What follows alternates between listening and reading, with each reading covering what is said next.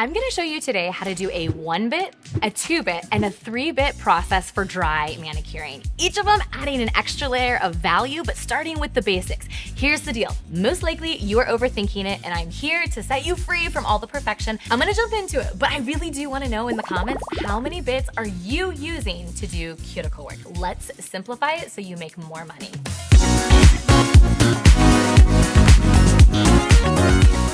We're starting with the most basic cuticle prep bit, and we're working with the Erica Small Tapered Barrel medium at 6,000 RPMs. I'm in the forward direction, remember? Diamond can go in both directions, so this is lefty friendly, and I am just roughing up that regrowth area. Then I'm gently pushing the diamond into that proximal fold. This is a great shot, you guys, and this is why it's important to make sure that you just reduce that apex, because I want to make sure my bit is parallel to the nail plate.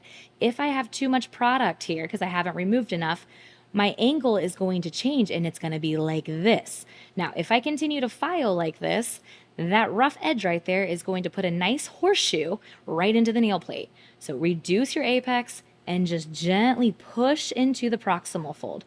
When I come along here to the lateral fold, I'm rotating my client's finger, using my thumb to pull back that skin, and I'm gonna use that edge just to very, very gently create the separation between the nail plate and the lateral fold. I'm not trying to overfile, and in this case, I'm not even on the natural nail, just creating that separation.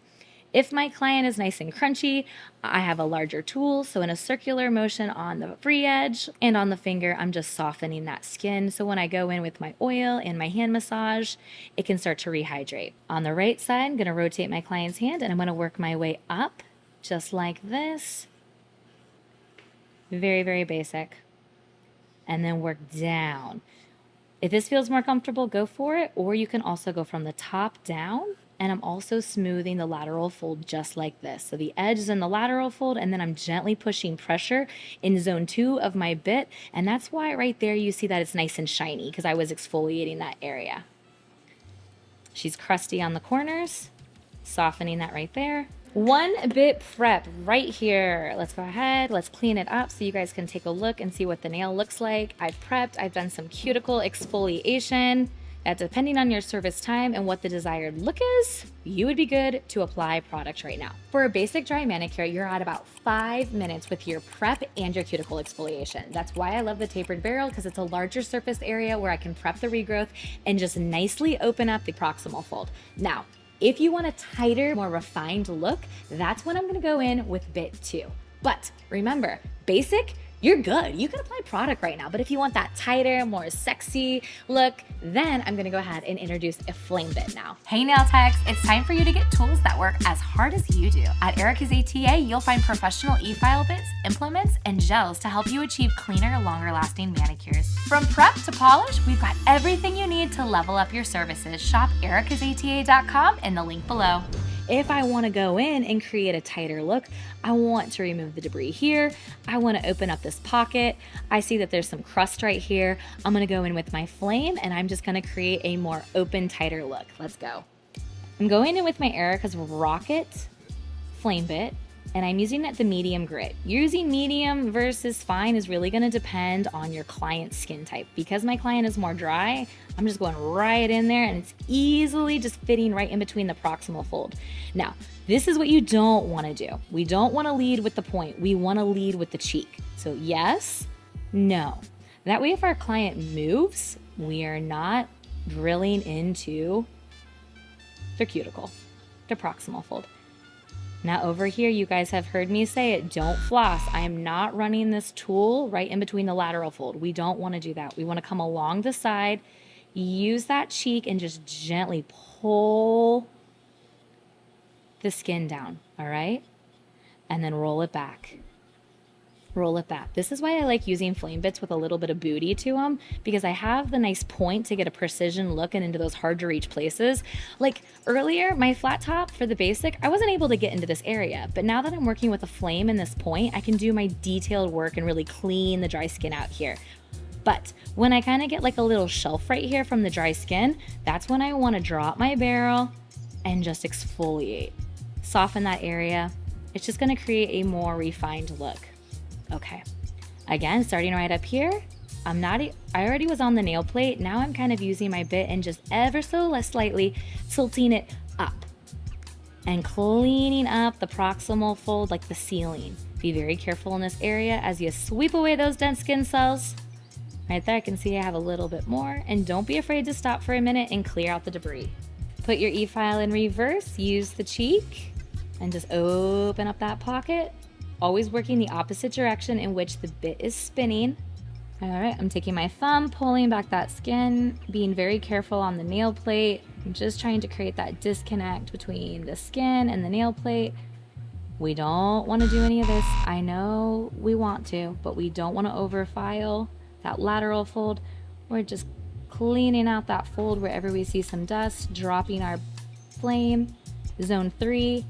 You guys can see on my bit that you see like the whiteness, the skin cells on the whole bit. That's why I'm trying to maximize. I don't want to just use the tip.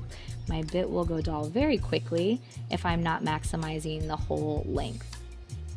Different flames are different preferences. I could have used my small flame, my large flame, precision flame. It's all about angles and what your personal preference is. But with a lot of it, you're able to get a very similar look. I'm going to do my back roll right here because I'm going to want to use my nippers or a ball bit. I'm going to stand that up. Beautiful. We just went from basic to now adding a second bit. We added that rocket flame. Adding a flame or anything with a point is going to allow me to get into those hard to reach areas. Now, don't overthink this. It shouldn't take more than 5 minutes, okay?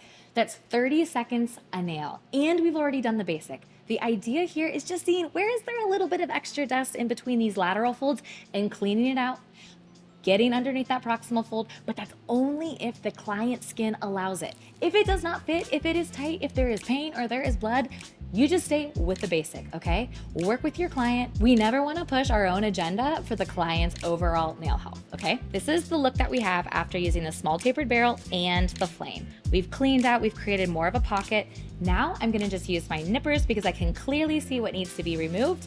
And then I'm gonna show you bit 3, which brings, in my opinion, brings it all together, locks in the hydration and just creates that yummy, yummy look. So let's use the nippers now.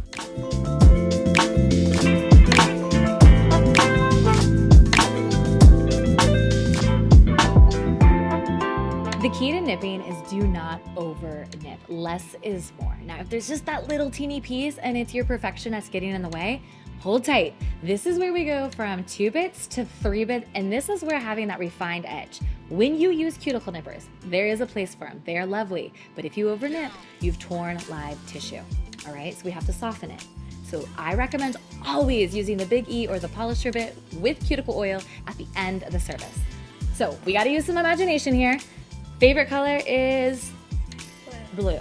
Blue. We have a blue nail. All right.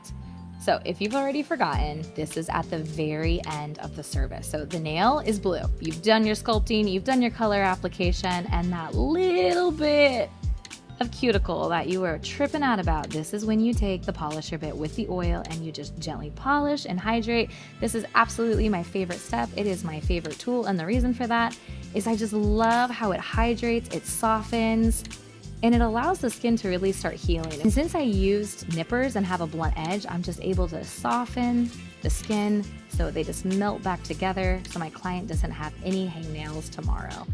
All right, if you see a little bit of a lip, just put a little bit more pressure, circular motions, and just soften, soften, soften. Beautiful. Depending on the look and how much time you want to spend on dry manicuring, you can spend 5 minutes, 10 minutes, or up to 15 minutes.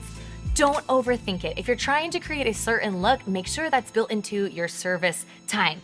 You can do the most basic work and still get great results, or you can also elevate it. At the end of the day, be efficient. Time is money, and most likely you're trying to do too many things with one tool. If you want to see more content about dry manicuring, whether you're a nail tech or a nail enthusiast, go ahead, like and subscribe, and we'll keep on producing content for you.